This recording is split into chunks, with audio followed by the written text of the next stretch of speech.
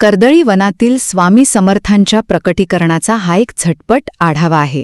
कर्दळी वनात लाकूड तोडत असताना एका लाकूड तोड्याची कुऱ्हाड चुकून एका वारुळाला लागली आणि बघा, त्यातून धक्कादायकपणे चक्कर रक्त वाहू लागलं.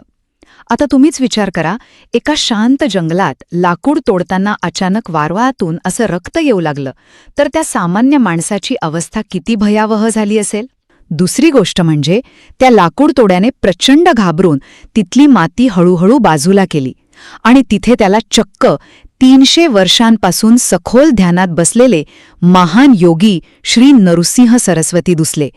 एकाच जागी सलग 300 वर्षे ध्यानात बसणे म्हणजे जणू वेळेच्या चक्राच्या पूर्णपणे पलीकडे जाण्यासारखेच आहे, नाही का?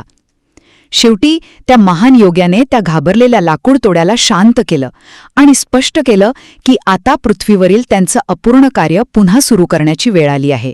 आणि हो, हेच महान योगी पुढे संपूर्ण जगात स्वामी समर्थ या नावाने प्रसिद्ध झाले.